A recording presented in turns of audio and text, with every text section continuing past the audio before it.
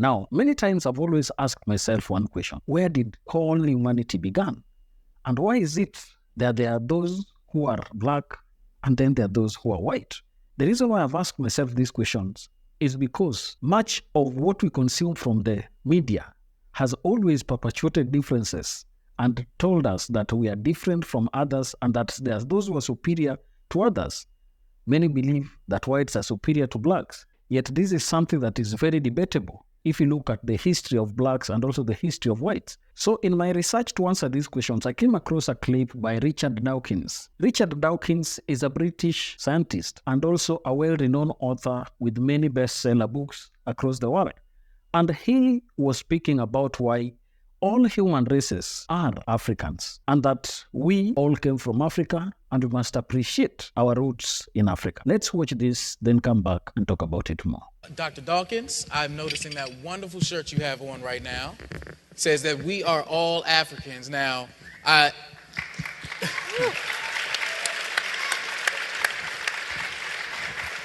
now that's easy for you to say. You were born in Kenya. So, for those of us not born in Kenya, could you please explain why we are all Africans? I'm a fairly recently retired professor, and I'm professorial enough to draw on this convenient whiteboard here.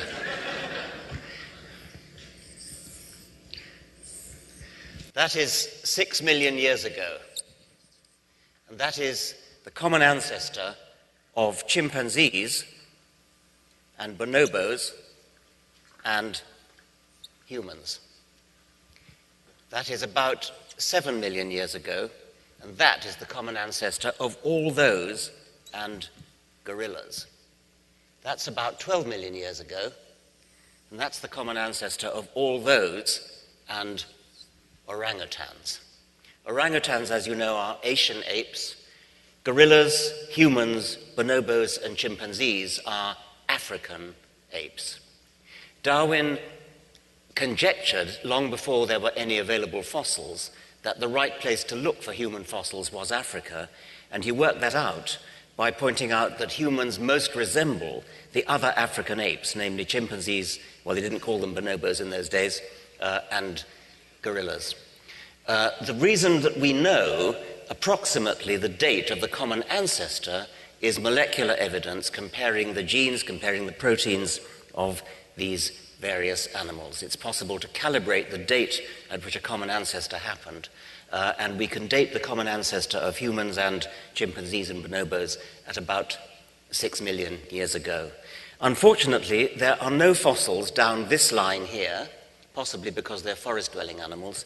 Nowadays, unlike in Darwin's time, there are quite a lot of fossils down this line here.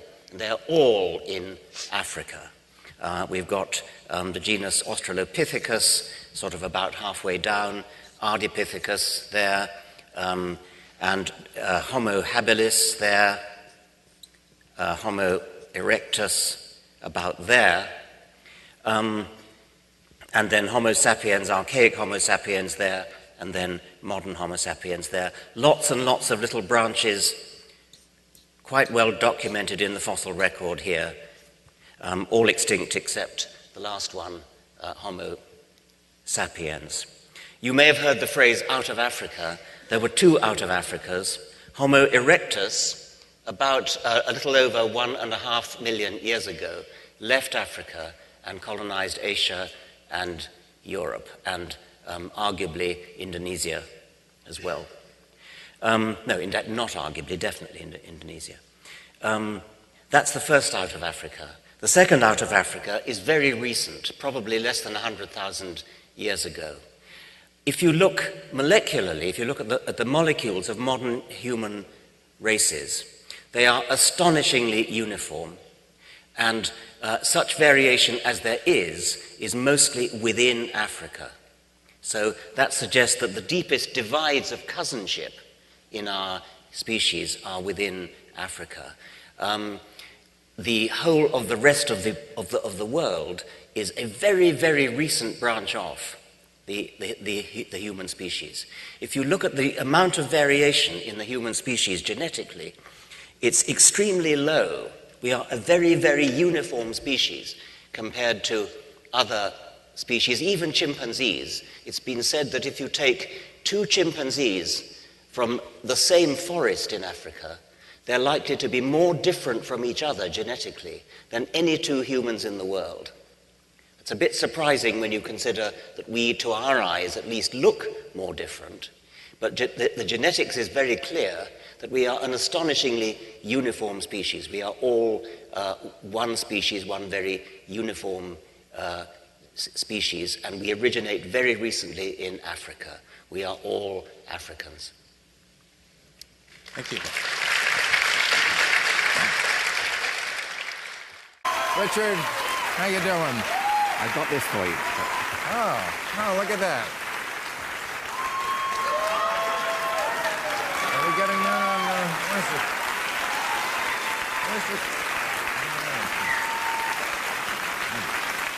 it? Okay. So, we are all Africans. I know our president is a loud tribesman. Why are we all Africans? You don't have to go back very far, only about 100,000 years, and all our ancestors lived in Africa, were African, and walked out of Africa not that long ago. So we are African, actually we're African apes. We're all African apes, and it somehow brings us all together, don't you think? We're apes with a shave.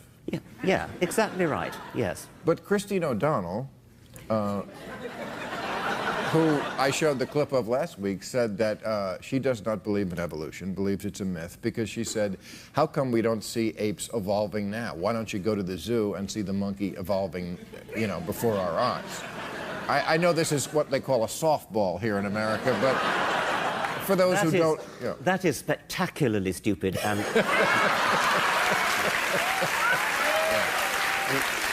It's not... I love the British, the way they can get away with it. It's not just that it suggests that she thinks that monkeys turn into humans overnight, but right. It's also the fact that monkeys are very good doing what they do. They live up trees, and it's a very good thing to be a monkey if you're up a tree. You might as well say, why aren't humans turning into monkeys? Because we have a common ancestor with monkeys, which lived about 20 million years ago, and we've both been evolving ever since. That's as simple as that. And what about throwing the poop? Well, I've known that to happen, if not in real humans, at least in human cartoons. But that does seem to suggest that the monkeys are more primitive, more interested. Well, primitive means more like ancestor. So if we looked at the common ancestor of humans and it's up there, and then we come down. That common ancestor would have looked much more like a monkey than it looks like a human. So we probably would have called it a monkey, yes. And the people who say evolution, you know, not real because we can't see it, this kind of stuff, in your book, which is marvelous, interesting, even to the layman, which is what I am, the layman, if I could appreciate it, anyone can, because I'm not a science person. You talk about, for example, the fact that lizards, even in our lifetime, were moved to an island, right? Yeah. Where they never were before, and we saw it in just a matter of decades. That's right. I mean, most of evolution happened before we were born and took much too long for us to see, but there are just a few examples, and these lizards is one. They were moved from one island in the Mediterranean to another, and within a couple of decades, they had evolved a completely new diet, and that had changed their jaws, even changed their stomachs, and they now got stomach valves. In just a couple of decades, just think what could be achieved in 1 million years, 100 million years. So when people say the Bible is real, what they're really saying is that ancient people somehow have more knowledge of it, somehow more wiser. That's silly, right? Because wisdom develops on the shoulders of other people. I mean, there could be no Einstein without Newton. There could be no, right? Yeah. And we're not even talking about the ancient Greeks, and we're talking about a tribe of wandering Middle Eastern herdsmen. I mean, why would they have any wisdom about the origin of the world or the origin of anything else? That particular myth is the myth that just by sheer chance, the Judeo-Christian myth, happens to have come to our civilization. There are thousands of myths in the world. None of them are any better than any of the others. Some of them are a lot more poetic than that one. But that's all you can say. And you have a campaign, I know that I saw you speak on YouTube very eloquently about this OUT campaign. Oh, the OUT campaign. Well, it's even written on the T-shirt, which, by the way, you can get from richarddawkins.net. And you also look up... You're not so evolved that you're above applause. I know. Sorry about that. And the Out campaign is there too. The Out campaign, it's partly come out as an atheist. Don't be afraid to come out. It's not... but we're not in the business of outing people. People may out themselves, and all we do is encourage them. Keep religion out of schools, keep religion out of politics. I want to hear your answer to the people, because I saw you speak about this, who say, well, you know, atheists are responsible for really all the horrible things that have happened in the last century, because Hitler and Stalin and Mao were all atheists, and look what they did. Hitler was a Roman Catholic, and even if he wasn't, which he was, even if he wasn't, his soldiers, his foot soldiers, those who actually did the horrible things, were either Catholic or Lutheran, and they had been schooled for centuries to hate Jews. Both Catholics and Lutherans had been trained to believe that Jews were responsible for killing Jesus. So Hitler had a ripe field to plough there in the Christian heritage of Germany. But could I add something to that? Because I've thought about this, I've been confronted this with myself many times, which is that I think people get hung up on the word religion. Hitlerism, Stalinism, Maoism were state religions. They were religions, of course. And Hirohito in Japan was a godlike figure. Yeah. The real crux of it is that any time that people give up on logic and put their faith in someone, Kim Jong-il, in North Korea, the mythology around him. They said that the first time he played golf, he had 11 holes in one. That's right, yes.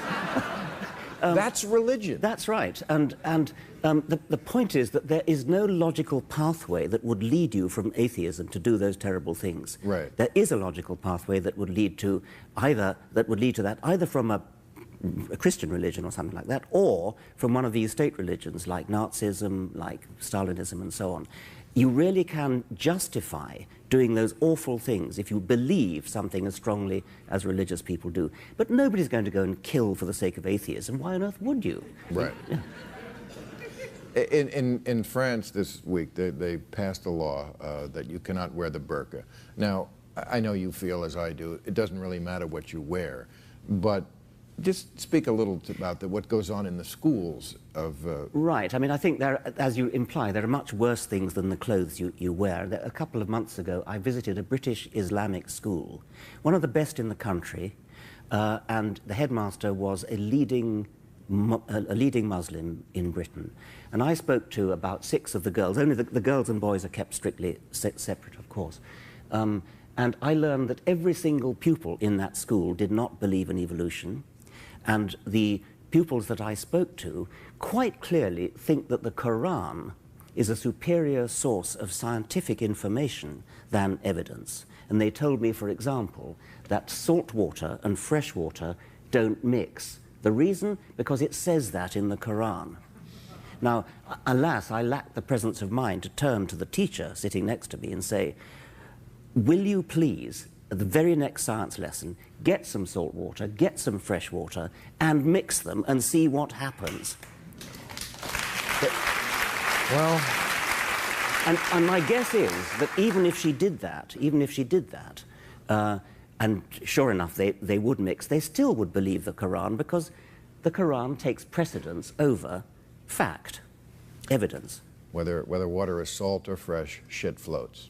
Thank you so much, Professor. Thank you very much. Please stay around for overtime. Richard Dawkins, everybody. Now, I think in that clip, Mr. Richard Dawson has really done justice to this question of the origin of humanity.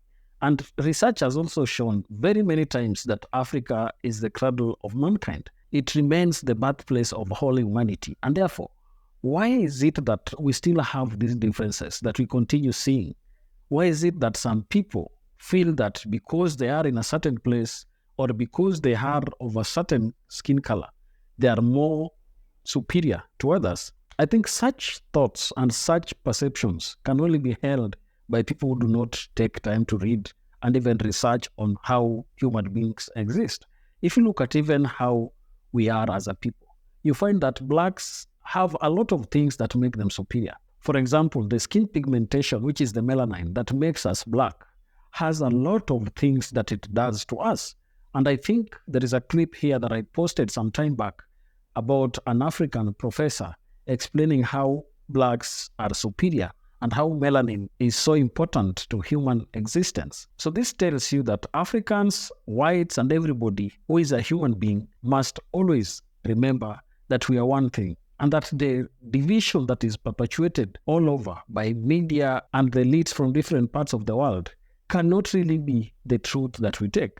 I think also with the evolution of technology, time has come for us not to believe everything that we see. When you get some information, try to dig deeper and understand what really comes out of it. Is it genuine? Is there anything to prove it? Or is it just a perception that has been put down the throats of people over years just because there are some powerful people in some place who think they can control humans and do social engineering as they have done before? That is also the same thing that is happening with religion. We've been told that black things are demonic. Satan is always associated with dark things. Whites are considered clean. And that is why sometimes I always tend to really do a lot of research before I hold on to the faith that I have. It is very, very important for us to understand that human races are one, and we must come together and work towards ensuring that we as a people remain united at all times. Tell me down in the comment section what you think about this. And if you're watching us for the first time, don't forget to subscribe to our channel, like this video, and also share. Thank you, and may the good Lord bless you. Goodbye.